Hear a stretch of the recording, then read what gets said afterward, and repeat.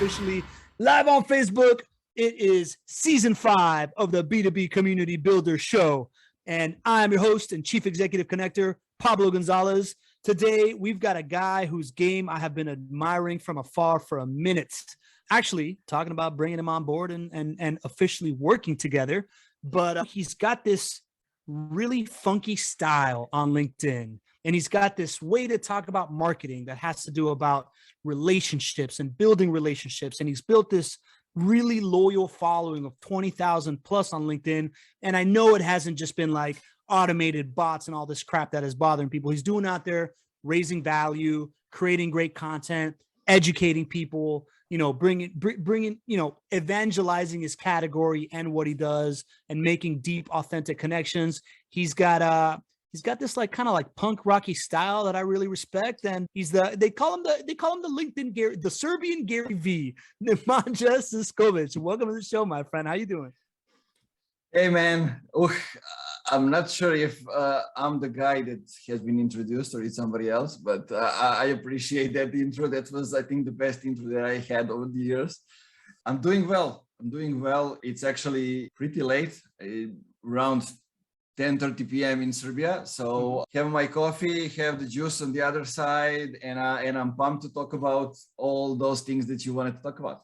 Let's go, man. I love it. So before we do that, I'd like to welcome the community. Right now, we do a little roll call every time. We got Brett Ruiz in the house. He's dialing in from Cleveland. We got Trina Sarecchia coming in from New Hampshire. We got Lauren Amin, who is one of my new best friends from the Badass Business Summit. We got Dawn Bates hanging out with us again, still in Panama. She's a writer down there. We got my buddy Jesse Rittenhouse from Miami. He's a green building expert. We got Joshua Lee coming in from Colorado Springs. Joshua, good to have you, my friend.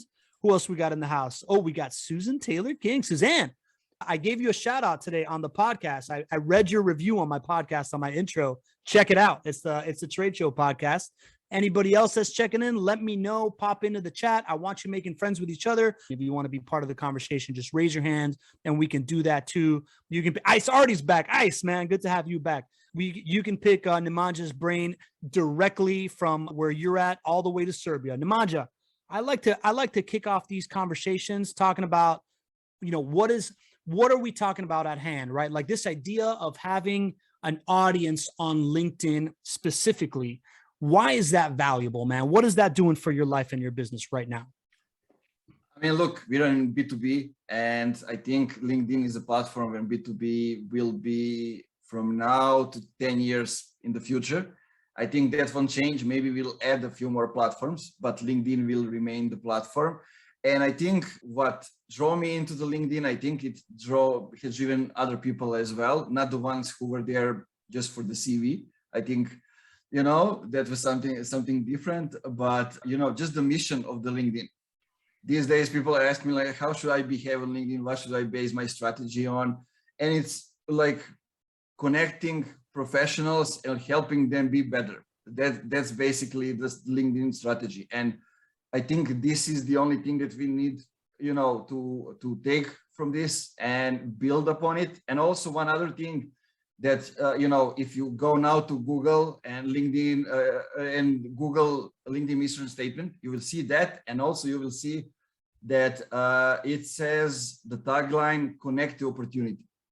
And I think that's what drives the whole thing. It's not connect to sell, as some people obviously think. It's connect to opportunity. So that's how I look at LinkedIn. It's a chance to meet people all around the world. It's a chance to spread your knowledge, to establish yourself as an authority, as a professional, and also to drive business results. Yeah, man. Yeah, I love it. I've started looking at LinkedIn. I just see it like a 24/7 networking event. Right. It's a room full of people that are there for business. It's open 24/7 and you have an opportunity to take the stage whenever you want. You have the opportunity to shake a new hand whenever you want. Right. It's like a 24/7 conference that's just always happening. And if you approach it the way that people that naturally build relationships when they walk into a room full of people do, then you can do really well. If you approach it the way that kind of like business card spraying salesperson does, then it kind of sucks for everybody, right? Yeah, I kind of look at it, the same as you, as a stage, as a conference, but I also look at it as a stage, not for the, for the conference, but as a stage for like hip hop artists or musicians or music bands or those kind of things. So, because then if you look at it like that, then you have other things that are, done pre the platform. So pre-release parties, listening parties. Then you have collaboration with other artists. Then you have releasing every single, creating a hub because you don't know which one's going to blow up. Same like posts. And I find lots of things over there also, like building, not only going as a hip hop artist, they are all entrepreneurs. So you're not just marketer, you are also entrepreneur.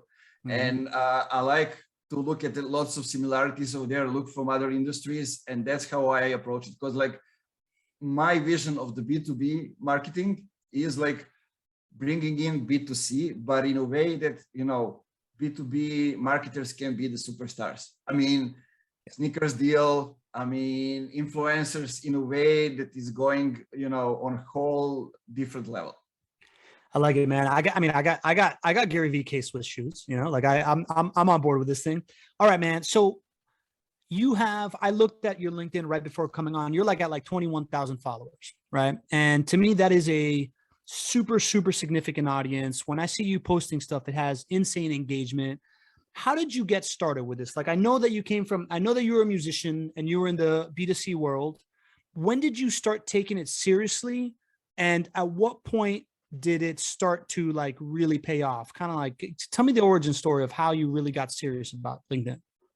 Yeah, look, I spent 10 years working as an activist. So youth work, organizing different events, saving mountain villages from dying, all kind of stuff. Got lots of awards for those stuff and been involved in lots of events. So one of those events, and I was really active everywhere. It was under the username Dili Manac, which is actually my nickname and the nickname of the family.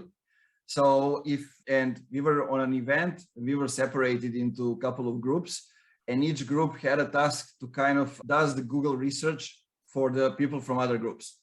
And, and at one moment, a person from that other group approached me and said, man, can you tell us how we can find you? Because they couldn't find me on Google.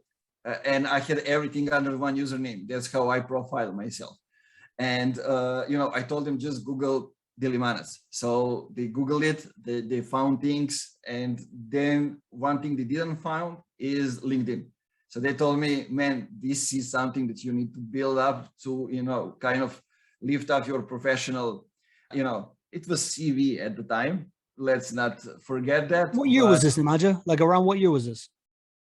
It was around, I think, 2012, 13, something like that. Makes sense. Something like that. And what was interesting is that I didn't come up to fix the profile and everything up until, 2013 is the year when I fixed it, because like a guy approached me and said, hey man, so we've been listening to you at the offline conference happening in one of the cities in Serbia called Jagodina, and because I was speaking at a youth conference sharing my experience. Mm-hmm. In that area, I was successful. So people share me to share my story with the youth and that kind of stuff. But when I was out of the job, had some family issues, whatever, I was left without a job in 2013. And this guy approached me end of the year and said, hey man, listen, we've been listening to you 2 years before this on a conference. And now I'm working for a Canadian-based agency and we need somebody to jump in to do social media marketing. What do you know about that?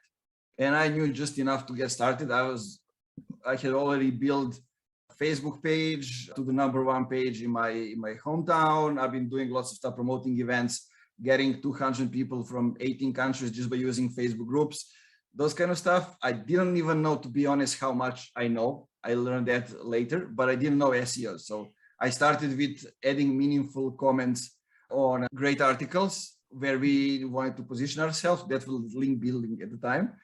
And basically I jumped in there, started working for a Canadian-based agency. fix my LinkedIn profile and everything. And basically in like 13 months, when I realized how much do I know, I share things with others, everything. And I become the first GM of the company in like 13 months, company of 15 people. But I think what's interesting for the people to share is I started working for $300. That was my first salary. So I needed to do additional jobs like working at a cafes at night, those kind of stuff. And I couldn't sleep. I was tired to sleep. So I basically learned. I was watching YouTube videos, I was reading articles, and I was sharing everything in a company Slack with others. And, you know, at one time they promote me to be a leader. Then basically they figure out, okay, this guy went to vacation and used just 4 hours of vacation to actually be on a vacation and organize the summer camp. That's what I took vacation for. And other 4 hours he was working before the day started. And like, this guy is crazy. Let's give him the company. Because and it's kind of interesting because what got me over there to that position is because I was sharing so many stuff inside the group, and I was sharing them on LinkedIn, on Facebook, on other stuff as well. And that's what built the whole momentum. Yeah, man. And that's a likely story, right? Like I'm hearing a lot of stuff I recognize in your story, which is I think why you and I connect on an immediate level. And it's number one, we came from a world of activism, right? Like I built up my skill set in marketing by just fundraising for nonprofits and pulling off events for nonprofits and understanding the dynamics of social influence based on being in a room of people trying to help other people and not having, you know, anything over them. And I grew my reputation by sharing openly whatever I knew that was a good idea without holding it back. And it sounds like you've kind of done the same thing, right? So if I'm hearing you correctly, it also worked inside of a company to move you up, right? Like number one was your work ethic and your dedication to, you know, to working hard and making that obvious. But this idea that there was an internal channel, I remember the first time that I realized the value of LinkedIn for me, and I wasn't taking it very, very seriously back then, but 2 things happened within a month. One, I wasn't posting often on LinkedIn, and I posted, hey, I'm going to this fundraiser. And like 3 people that I knew showed up, were like, dude, I saw it on LinkedIn. I decided to come like that night. And that opened up my eyes. And another thing is my buddy, Sharon Joseph, who is one of the most talented people I worked with in the nonprofit sector. We started the Habitat group together. She hired a career coach, and the career coach advised her to, like, she had this like bad call with her CEO that she didn't like. And the career coach advised her to create an article about how CEOs can communicate with their people better. And she did that and got a promotion. So like it started hitting pretty quickly for me that it was valuable, but then I didn't really start taking it seriously until Gary Vee started just not shutting up about it around 2019. When did you start making purposeful moves on LinkedIn, and what was the beginning of you starting to raise the amount of people following you? Yeah, that's interesting because 2 things I have to say, because I already told you that I've been sharing things. Yeah. So at one moment, the lady approached me. She was director of the new business, Ringer Axel Springer. She's called Olga, if she's watching. Hi. And she has told me like, hey, Nemanja, we were looking for somebody to jump in and do SEM for us. And the girl who was doing that in the company was going to work in Search Metrics or some other big company, like moving from Serbia to Berlin, something like that. And we asked her, who should we call? And she said, Nemanja. They don't work with Serbian clients, but maybe for you, they will make an exception. And the interesting thing is, I don't know the girl. She was just following me, sharing results, sharing processes, everything. And she recognized me as the authority, somebody that should go over there. So that's how we got that great client. And that's one thing. And another thing is, well, you know, I have lots of moments related to LinkedIn. And one of them was I don't know where it happened.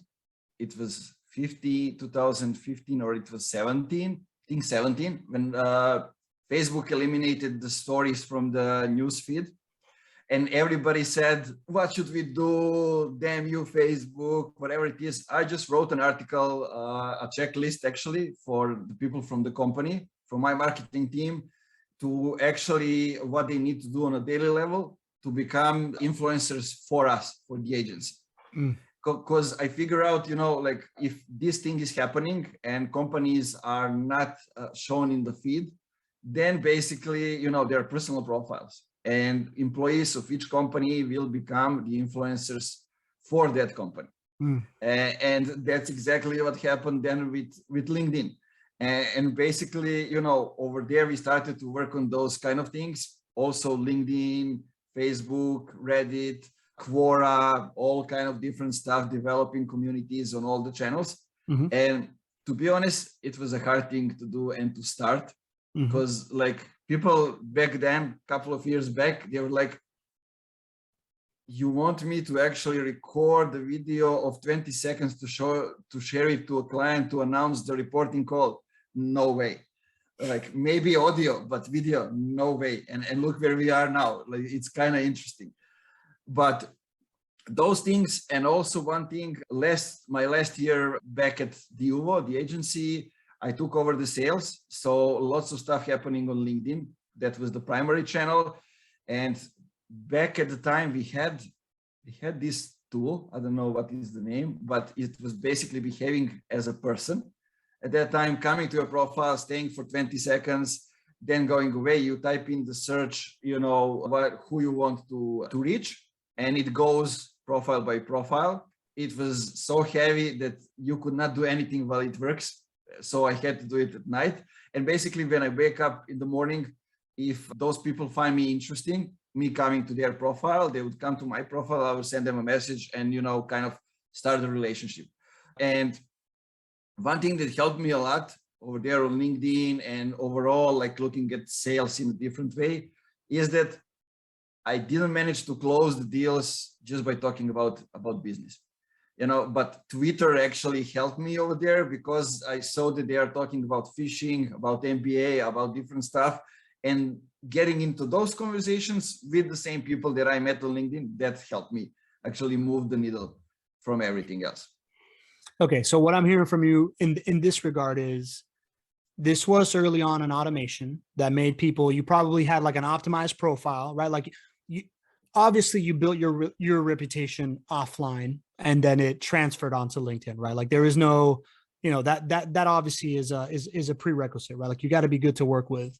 You had some automation that was just like checking in, and then people would be like, who is this guy? If you'd see them pop into your profile, you would then send a connection request, but you were doing a little bit of extra research. You were checking them out on Twitter to see what they're talking about, so that you can approach them as a human being and not just like, here's my stuff, right?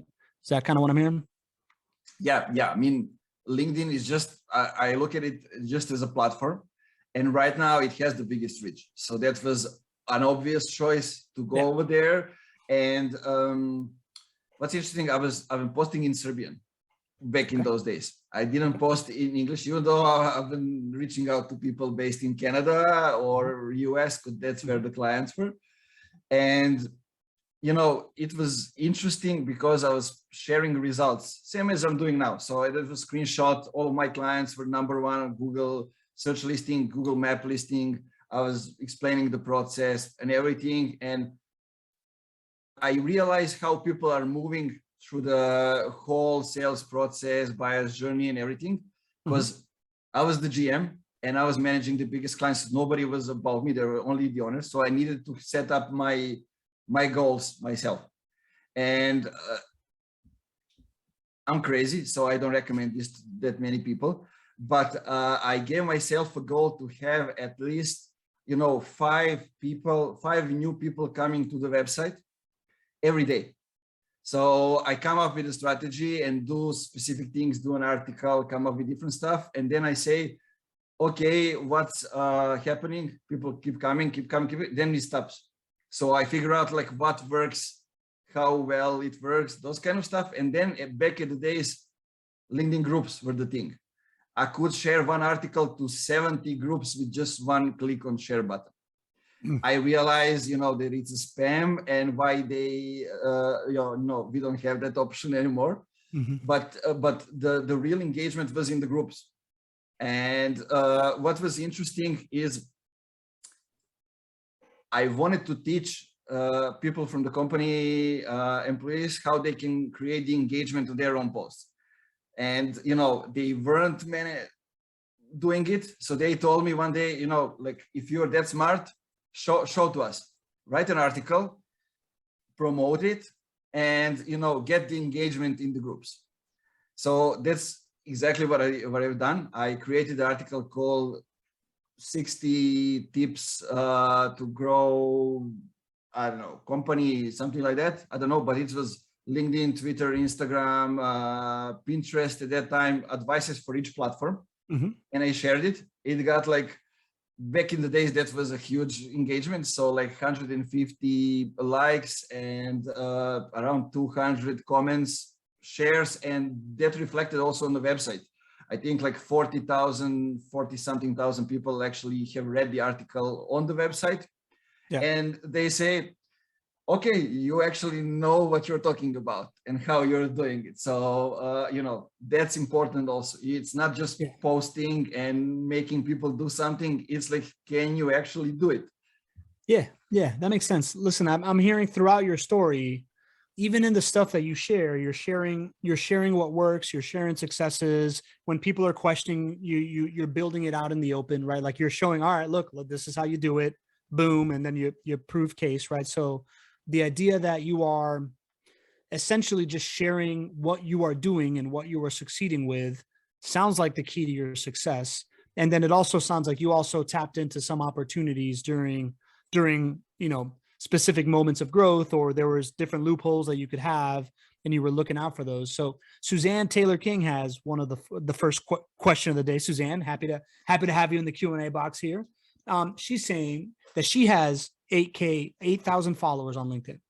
What's the best way to connect with them more right now? Like is video short or long, interviews, content long or short? Like what is right now, what are you seeing are the best ways to engage people and grow the audience? That's the great question. And I'm smiling because it's the most obvious answer. It's like, send them a message. Send a message to each of them. Just, say, if you are posting regularly, let's guess you do. So they are seeing your content. So send them a message, say, hey, John, I just wanted to drop a line and say hi. Or do it a little bit longer. There's different welcome messages. Like sometimes it can be a little bit longer. Tell them, my name is Suzanne. That's what I'm doing. I would like to know more about you. Or try something else. Try saying like, hey, my name is Suzanne and I like these 3 things. So I like going to Pablo's show. I like, growing my LinkedIn community and connecting with them. And the third one can be, I don't know, I like to do triathlon. But, add some of those things that they will respond, because make it less spammy, so you don't look like a bot. I mean, if you send them, hey, I just wanted to drop a line and say hi, it's a perfect message that looks like a bot. I send on messages and they send me, hey man, appreciate it. This is good, sounds funny, but it looks like there's a bot. And then I'm responding right away because I'm sending messages. Hey man, it's not a bot, I'm actually here. And they're like, man, that's actually great that you're taking time to send those messages and those kind of stuff.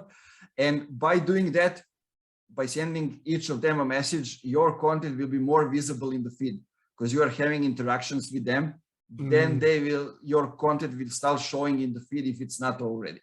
And, because to some of them, you are visible on mobile. If you added them on mobile, to some of them, you're visible only on desktop. But if you send all of them a message from desktop, you will see more of their content. They will see more of your content over there. So yeah, when it comes to then other stuff that you can do to engage them, I mean, the obvious one is return the engagement. People who are engaging on your post, you engage on their posts. And then what I like to do when I go to their profile, I like to go to see what are they liking, what are they commenting, and also, me entering in those conversations as well. So basically a step further. And then, basically you're adding new people, you're returning the engagement, and you are growing the momentum. And then your next post will go wider. Okay. All right, cool. All right, man. I like that. Right. So Suzanne says she loves that too. I did not realize that if you're DMing with somebody, that's going to make them more likely to see you in the feed as well. So that's super valuable. What you were talking about sounds pretty cumbersome, right? Like it sounds like some pretty manual effort of looking at someone, taking note of what they like, being really thoughtful, right? Like the way that people really build relationships.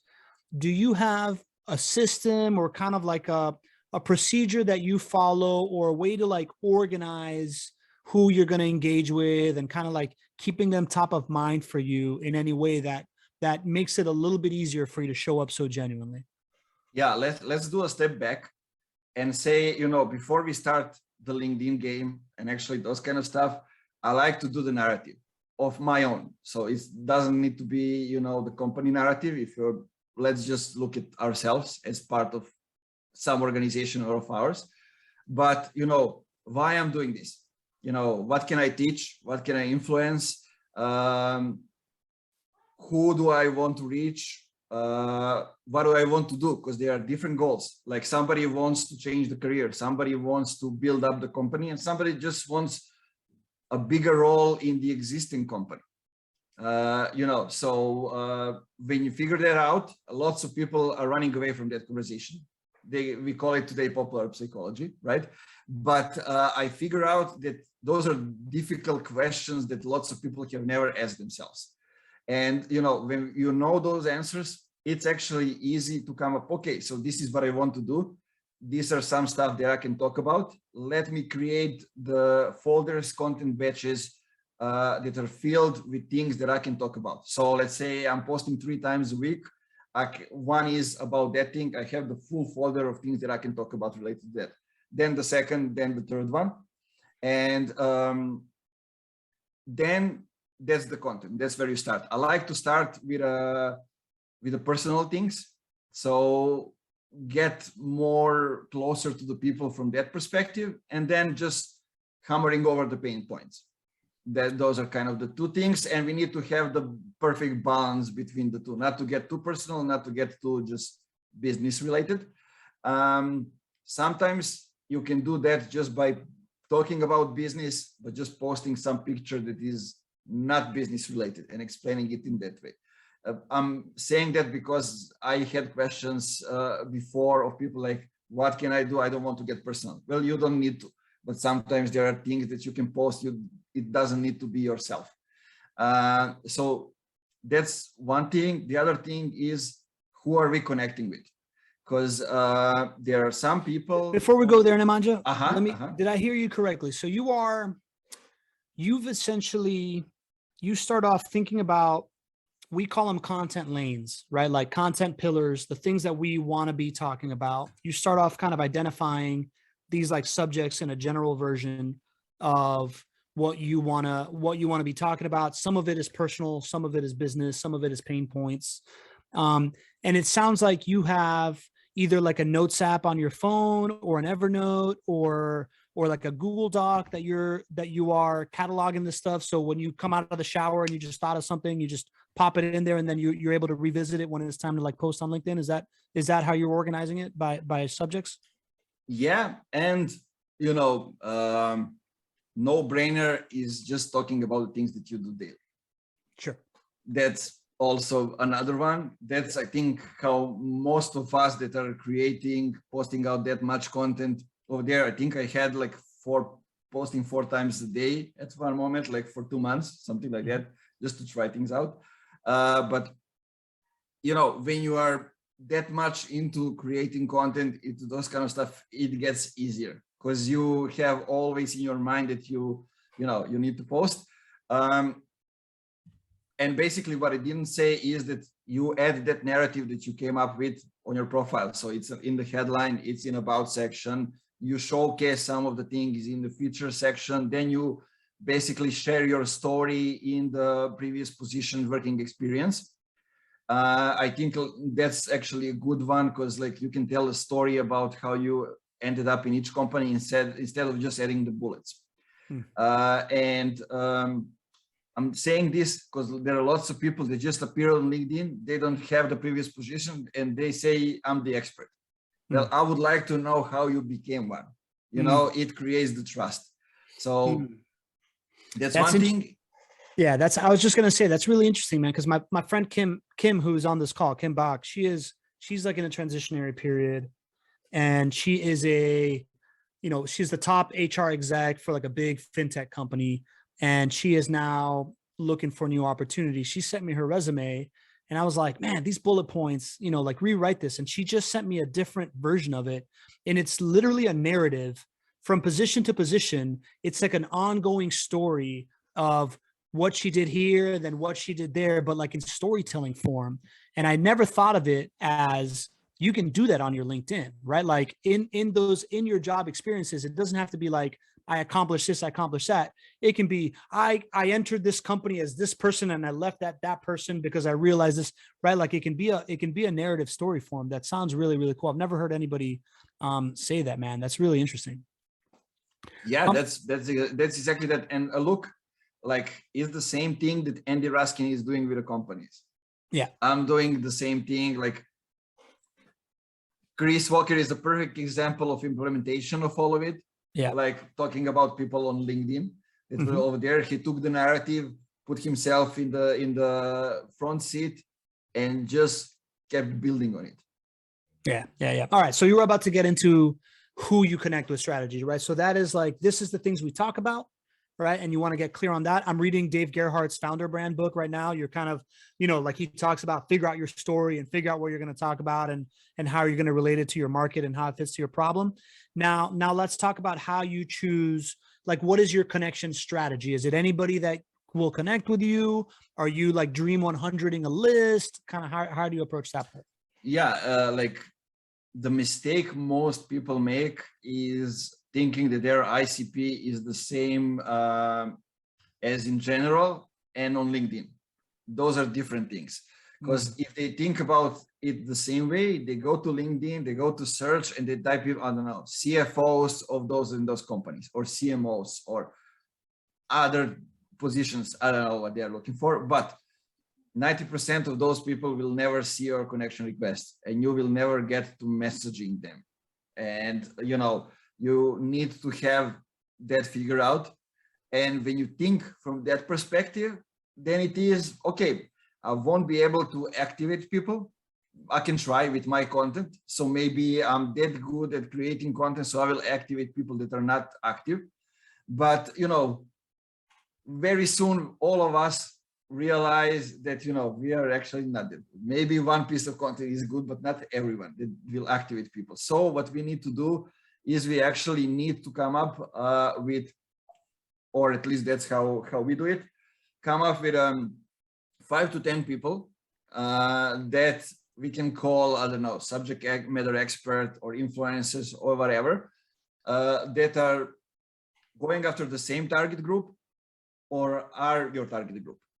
So those are people that have, I don't know, let's say from 200 likes and comments to their posts up to, I don't know, the sky is the limit. So basically they have the active audience. And what you want to do is you want to take over that audience to your post. So at that moment, you are already posting content.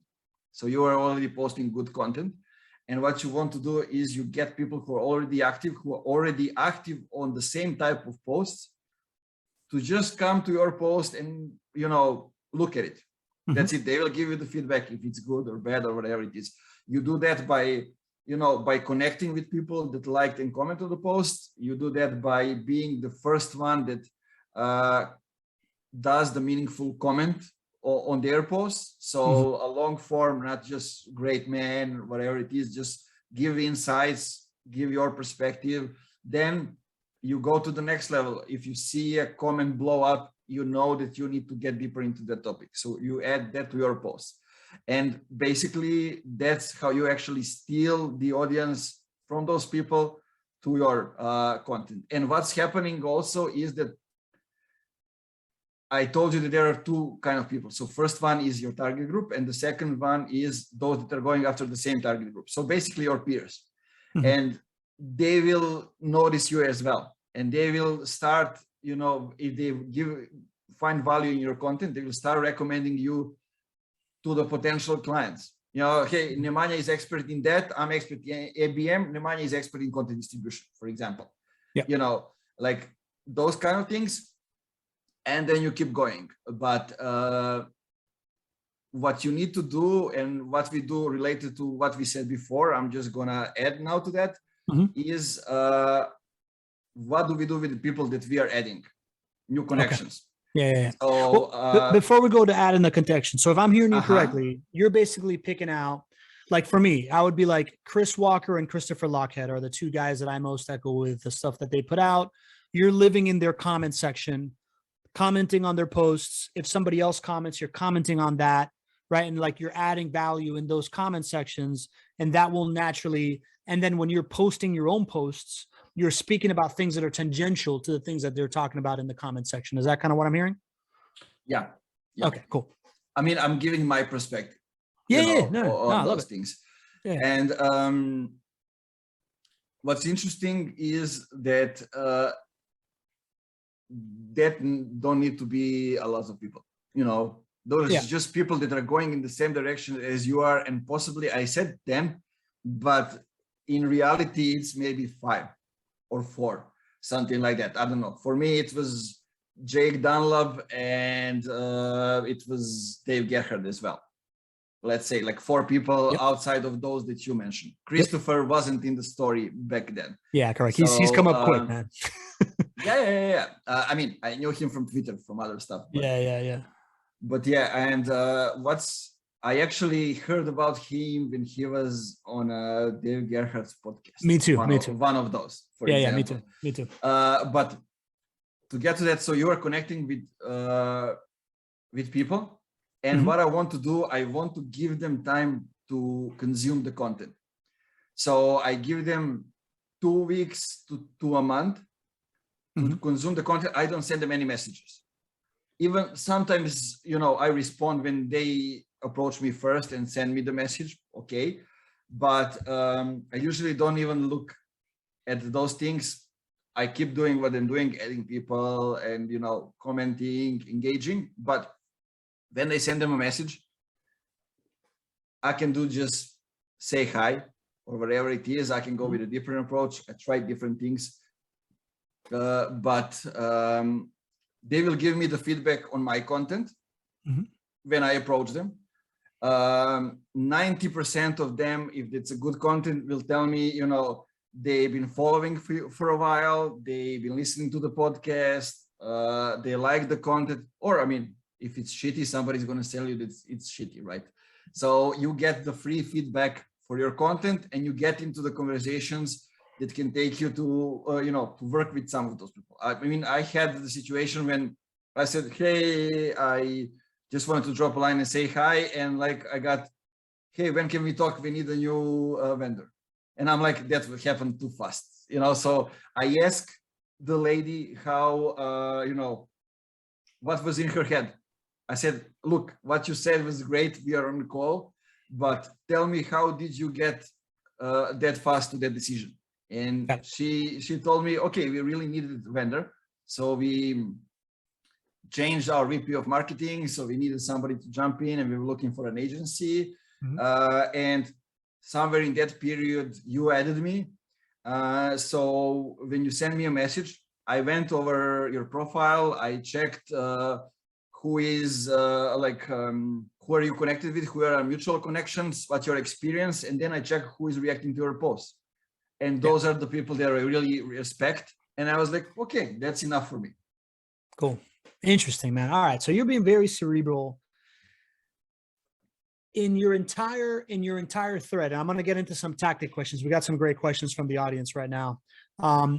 In your entire ethos is the idea that you move cautiously on erring on the side of building relationships, right? Like, and making sure that you're showing up with value but you're also, I mean, you're also social selling, right? So like kind of like the intersection is being very, very clear on who your ideal client is and engaging in a value add form allows you to then show up, give advice, share your best stuff, and that will lead to the conversations that actually lead to transactions, even though that's not where you're entering with. You're not entering like pitching in something, but you are very, very clear about who you connect with, which I think is really interesting. It's definitely something I don't do. Yeah, like, look, there are a couple of things. It's that I ask them how they are doing, how are the things, and how's business going. Yeah. Emphasizing how's business going because I want to see the answer.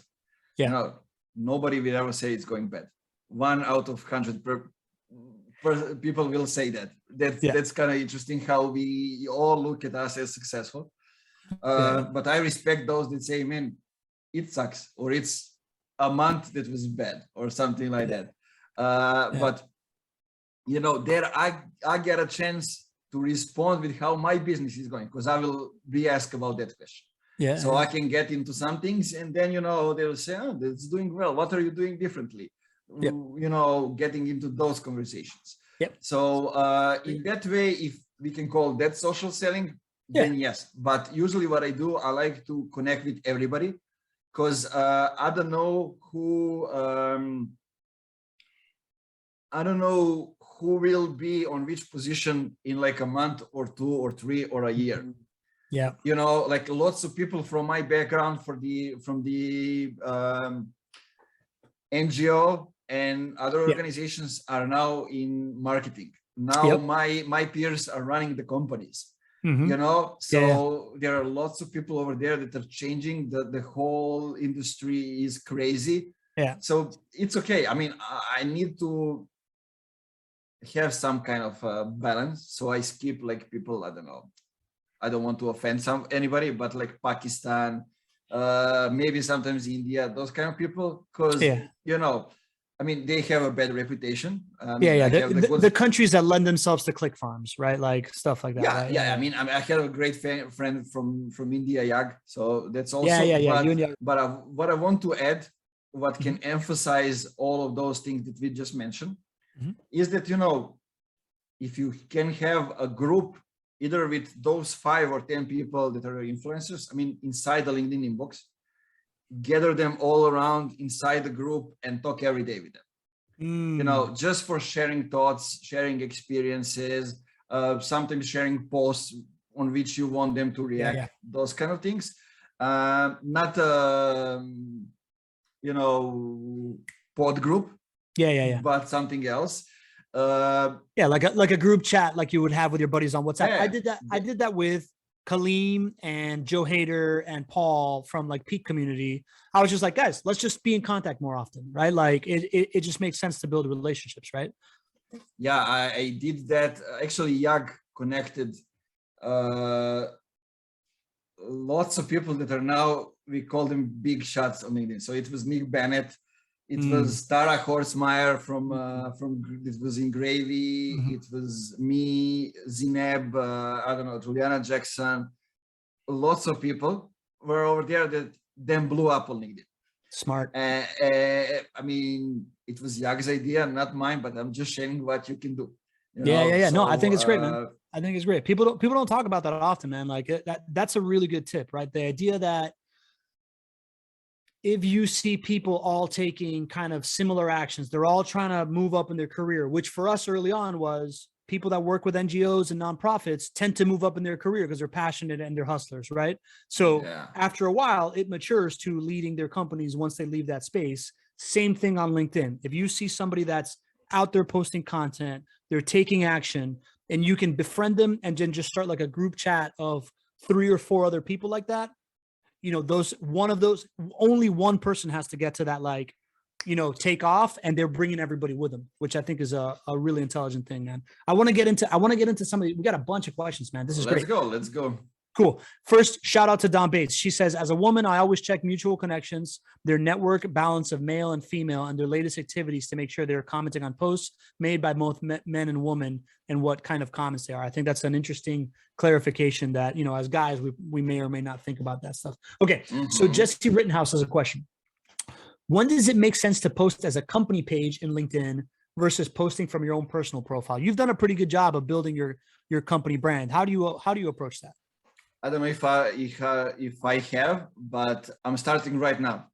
Yeah. Because what's interesting is that LinkedIn page usually blows up as you are building the company, as you are adding people. After you have like 30 employees, that's where it blows up, because you add other options that you don't have while you have the small team. Maybe some of us will never have it, right? But what's interesting is I wouldn't focus on the pages at all if I don't have like a couple of people in the company. What I do, it's related to the content distribution. So I will explain it from that perspective. So you develop personal brands of the people from the company on one side, and basically distribute content through them.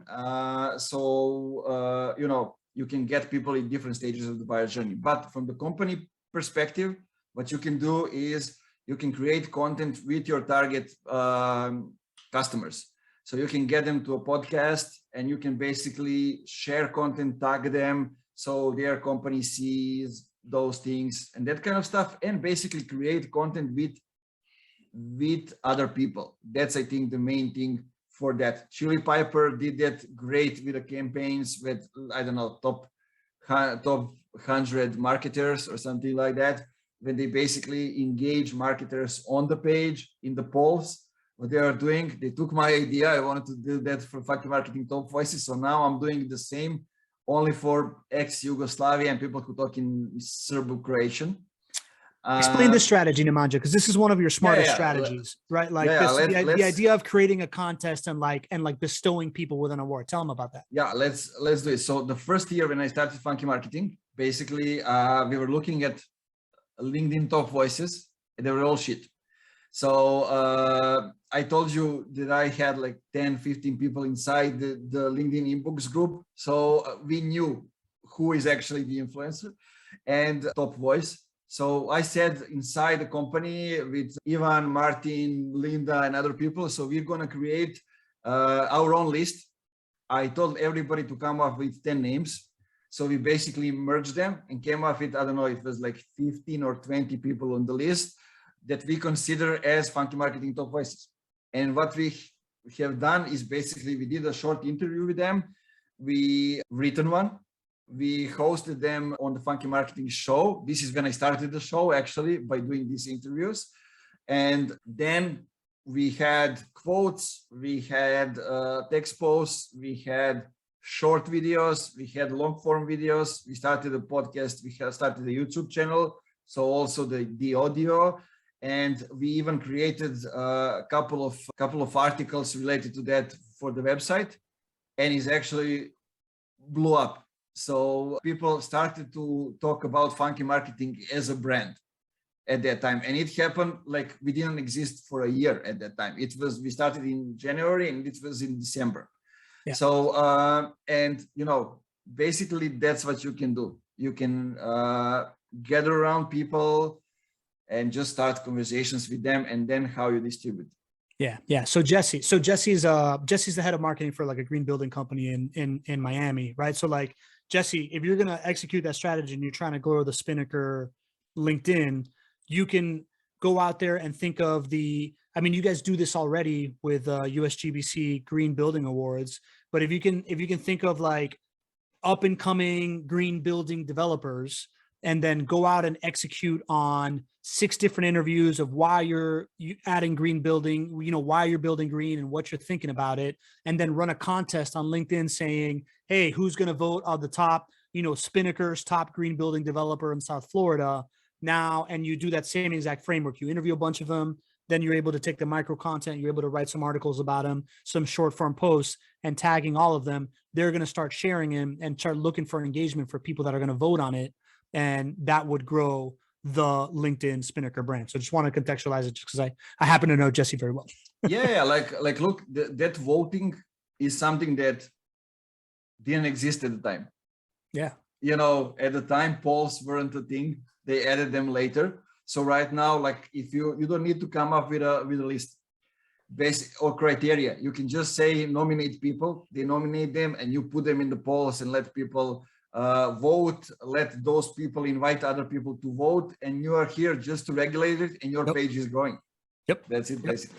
And I would even, for Jesse, I would even clarify it. And you don't even have to, you guys are already doing green building, whatever. You can just say developers on LinkedIn, right? Like top developers putting out value on LinkedIn. It doesn't have to be about something else, because then it'll be germane to the actual platform. All right, man. I want to get through some of these more questions. So Brett Ruiz has a question. He wants to know, does all the stuff that you're describing, does it have to be done by yourself, or can you hire somebody to do it for you, right? Like either an outside source or a teammate. Like, have you had any, are you doing all this stuff, or like how much are you able to kind of like take off your plate and you do the meat? Yeah, for me, I'm doing everything, but for other people, we actually, provided that kind of service. We don't anymore that much, but basically we do an interview. There are lots of C-level executives that are busy, but we can get them for half an hour or an hour a month. And basically we ask them all kind of questions. They tell us what's going on, how are their views on the things and everything. We do the transcript, we create the posts out of them, send them to check them out, and then we basically have their words. We can just schedule them, and what they need to do is just engage in the post. So that's one way to do it. Yeah, correct. And like for example, for us, Roanne, who is managing the community right now, she's on my team. She helps me identify things, right? So like I've given Roanne a script that is when somebody's on my page and she sees that somebody's checking me out, she's got a script that goes in under me and just puts, hey, saw you checking out my page. Kind of creepy that LinkedIn tells me that, right? Is there anything I can help you with, right? And send a connection request. Or if somebody likes a comment, if it goes beyond my network and somebody that's a second connection or third connection likes or comments on something, she knows to reach out and send a connection request. Hey, thanks for commenting on this thing. I'm hoping to find out more about you here and cheer for you on your LinkedIn journey, Pablo, right? Like, so we are automating some of those things. How's that working for you? Because I found that lots of people started doing that, and I started to find it really creepy. Oh, really? Like what? Which part? I don't know, like, hey, because people are using that. I saw you comment on this man's post, or, yeah. And I'm also into that. So I want to talk about that. Cool. I would just like to get a connection request, and then man, ask me anything. Let's get into the conversation. When you say those kind of things, I think they're reaching out to everybody. And usually that's because I'm in connection with lots of people, and they tell me the same. Like, for example, somebody sends me, hey man, I saw you on ABM Conversations podcast, and I want to. Then I tell to hey man, somebody sent me a message, and they told me that they heard you on your podcast. He said, I just got the same message, and they tell me that they have seen me on my podcast. Yeah. So I don't go into other people's accounts and be like, I saw you comment on Nemanja's post and I like Nemanja too. Just do yours. I'm doing my own, right? And I also, all of my LinkedIn requests are, I identify why I'm reaching out to them, whether they commented on my thing, they saw me, or I genuinely saw something that they liked. I do this a lot myself. Like if I do listen to somebody on a podcast, I'm like, dude, you were great on the Funky Marketing Show. I never thought about this. And then I always end it with, hoping to connect here, follow your journey, cheer for you, and add value if appropriate. Have a great day, Pablo. And I feel like telling people that you just kind of want to cheer for them on LinkedIn has a pretty good response. Yeah, man. You are genuinely willing to do it. Yeah, and it is who I am, right? So like that is who I am. The change here. Yeah. Totally. All right, cool. Let's knock out a couple more of these. Isar, my partner, says, does he ask for the feedback, or does it happen organically? Are you in there like asking for feedback? No, never. I don't ask for feedback. Never. It just happens because I provide great content and they just share me the feedback. And I got, to be honest, different kind of feedback. When I didn't have like subtitles on the content, I got a feedback. Hey, I love your videos, because I was recording like 60 videos in 60 days.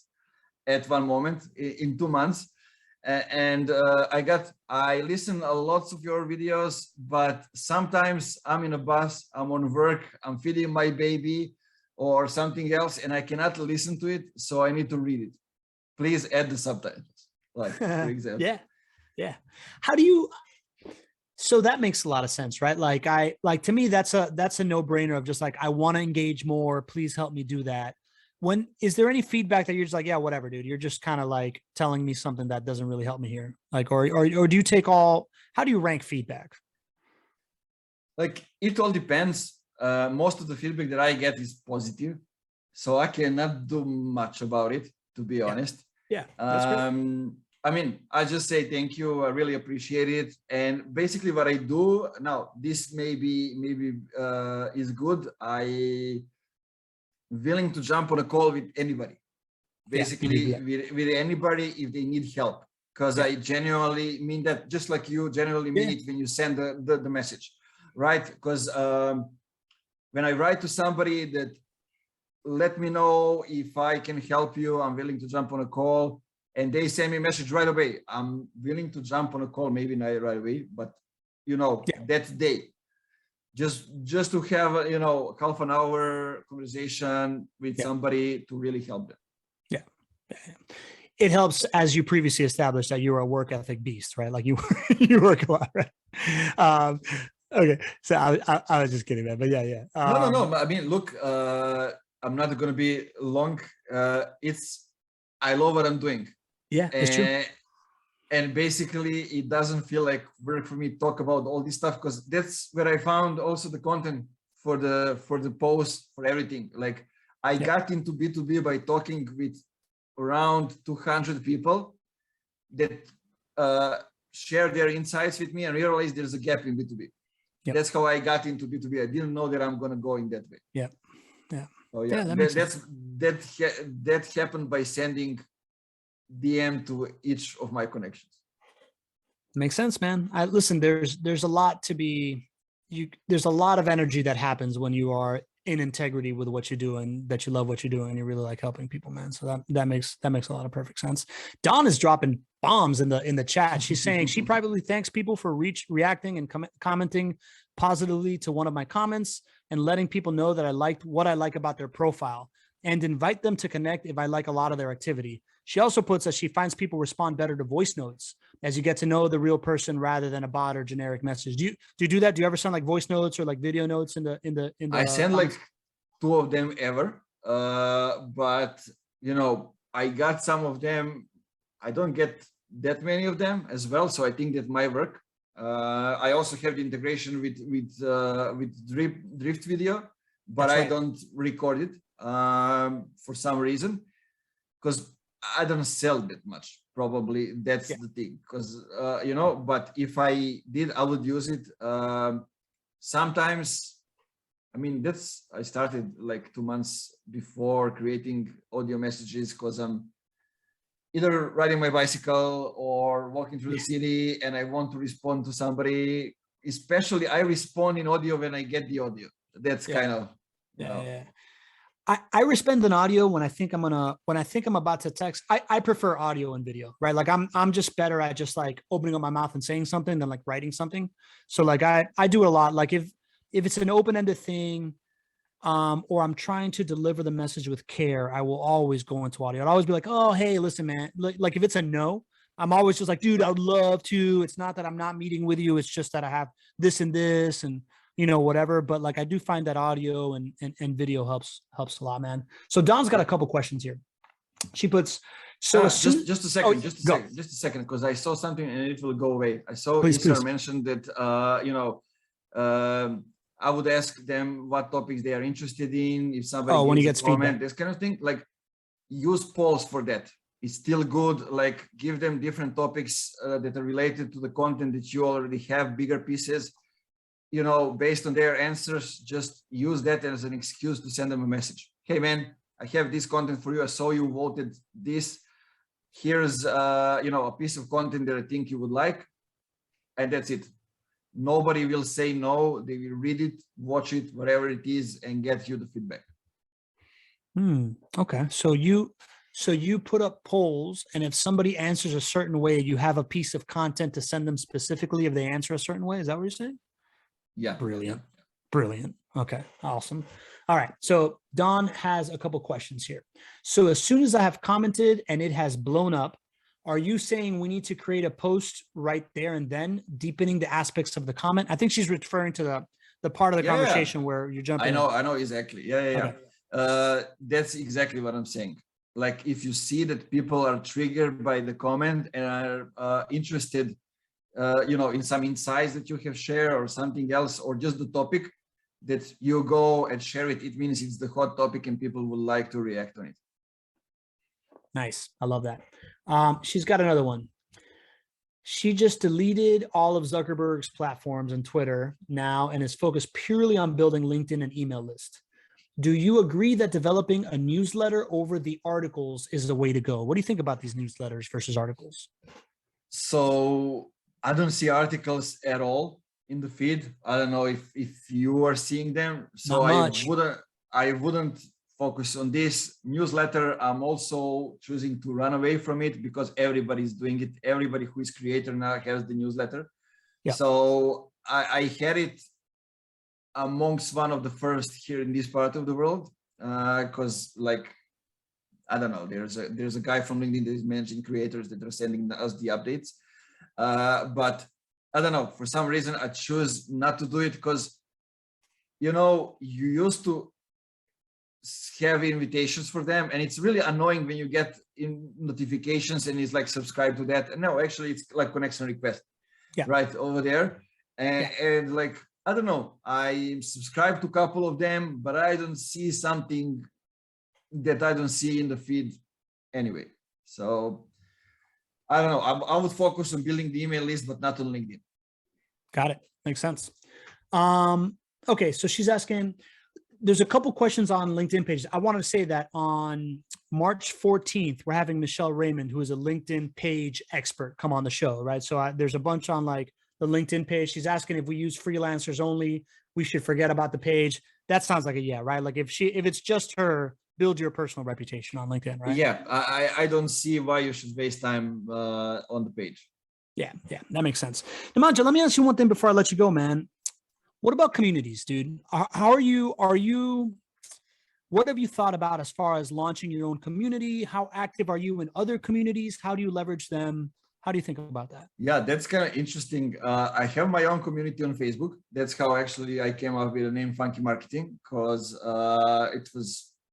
now it's 2,500 people. It used to be bigger, but I eliminated not active people. And it was called Funky Marketing. So when I started the company, that was obviously the name that I'm going to go with. And it's hard. And communities are hard, keeping people engaged. It's hard, especially if you are starting on your own, then building the business. And I admire how people are going about that, because to really build a community, it should be about anything except what you are selling. So, you should just give value after value after value and make sure that you are giving to the people exactly the thing why they are in the community. And I mean, I got the whole thing, giving value, community, and those kind of stuff from Drift. Because like back in the days when I was director of operations in Default Design, we bought a book, Conversational Marketing from Drift. So it arrived from the US. And what was interesting is like 2 weeks after, Postman came and he brought another book, which was called like Things That Don't Scale, like 40 things that Drift has done not to scale, and they send it for free over the ocean to the Serbia, and that's really giving the value, and when I read that book, I was recommending it to everybody in the company to read it, to understand how things are developed. They told about how they are developing the community and everything, the hypergrowth company. So one of the things is they build the community and then they came up with a product. And I think if we can do it like this, that's great. But besides that, what I can tell you is, I don't know if I have the community. I think I don't. Lots of people, I think, make mistake with followers and communities. I have people following me recommending me, those kind of stuff. Yeah. But do I have the community? No. Like one of the great examples of community that I can share, besides like Revenue Genius or some of those things, one that not many people are talking about is related to, now it's Jasper. It was Jarvis. Before that, it was a conversion AI. Conversion Which AI. basically, they had a product that can touch lots of industries, lots of niches. And basically, when you are trying out the product, they invite you to the community. And inside the community, they let people, communicate with each other, share insights, share values, everything. They do once a week or twice a week now, I don't know, the event when they share different ways how you can use the tool. They promote the people who are using the tool the most to share their experience, and it's by the book how you develop a community. Yeah. And so like it's a great thing to do. What's interesting and what's hard related to the LinkedIn, to build a community, because groups are shit. Yeah. And basically you cannot do it, even like if you want to do it and to educate people, create some sort of a hub, it needs to be outside of it. Yep. But being outside of the channels that you are using means that you are not actively participating in the group. I had this situation with Slack and all the groups that are on Slack, because I didn't use Slack for 2 years in the business right now. Now I'm using it again. So maybe, I'm not active, but I'm following at least what's happening in different groups. I'm gonna invite you into that peak community, man. I don't know if that's on your radar at all, but I found it to be really valuable, and you meet like a lot of great people, and it's a worthwhile endeavor of just other marketers, man. Sangram, Sangram. is he actually that's actually interesting. He sent me a message. Yeah. And he tell me, look, man, I have this plan to add, I don't know how many people per month inside the group. Mm-hmm. You are the one that I want in the group this month. Well, and I asked him, is it on Slack? He said, no, that's a great, but I still didn't get to enter the community. So I need to do that. Yeah. Yeah. We'll talk about it, man. Listen, Nemanja, I want to be respectful of your time, dude. As I said, Issa and I are, very seriously talking about bringing on your services and having you help us with demand generation. People that hung out with us right now, or our friend that's listening in their ear in their podcast, how do they get a hold of you? How do they connect with you? What do you want to promote? Yeah, basically, they can connect with me anywhere. So it's LinkedIn, Facebook, Twitter, Instagram, not that many business stuff, but still, Funky Marketing Show, podcast on any platform. You can look it up on YouTube. You can look it up on audio platform. We are right now working on building the YouTube engine. Yeah, that's kind of an interesting topic that I think lots of people need to learn more about. And I just found out that, some things are not as I thought of them to be. So that was the hardest channel for me yet. But basically because I was lazy. That's it. So yeah, that's basically it. And funkymarketing.net, also the website. Funkymarketing.net. We'll link it in the show notes. Check out the Funky Marketing Podcast. Nemanja's LinkedIn content, it's funky, right? Like he's got this like old school TV set that shows up with static. It's really, really cool, man. I really, really enjoy your micro content and everything that you're doing, man. It's been great doing this with you, dude. I remember the first time that we connected, in my recollection, I had seen you a bunch. And then I saw you on, it was the one time you showed up to Demand Gen Live, and I show up every once in a while. And I think it was like December, and I was kind of like frustrated on trying to figure out my ICP, or, I was kind of like in the doldrums of like the ups and downs of entrepreneurship. And you reached out and you sent me a message kind of just saying, hey man, I've been there before. If you ever want to talk, I'm here. And it means a lot, dude. It means a lot to have a guy like you across the world that is just sending an invoice, sending a message, building the relationship, offering to help. I think you're doing it the right way, man. And I think it's really, really important to lead by the example that you're setting. So I appreciate you coming on, man. And I appreciate you doing this, dude. Thanks, man. It's really has been a pleasure. Just, relaxed chat. That's what I would call it. Yeah. And what you said is the same thing that, some other people has done for me. So basically, because when I started a business here in Serbia, nobody actually has been in that situation, like hiring people from abroad. I hired a girl from Spain, or like nobody has done it in that way with an agency. Now we change more into the consulting, those kind of stuff. But and I needed to get people to help me, so I was posting about it publicly and sharing my thoughts and everything. And some people reached out, and it helped me a lot. So I'm trying just to, to do the same. I love it, man. I love it. And I want to thank our community members that are here. You took an hour out of your Monday to hang out with me and Nemanja, add great pieces to the conversation. Don, thank you for showing up over and over again. Ice, thank you for showing up over and over again. Jesse, I appreciate you taking time. You're becoming a bit of a regular, bro. I like it.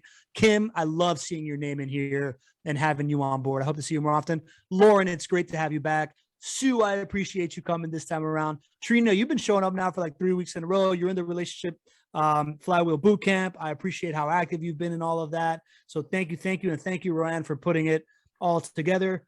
Nemanja, I appreciate you doing this. I hope you have an awesome, awesome week, my friend. Take care.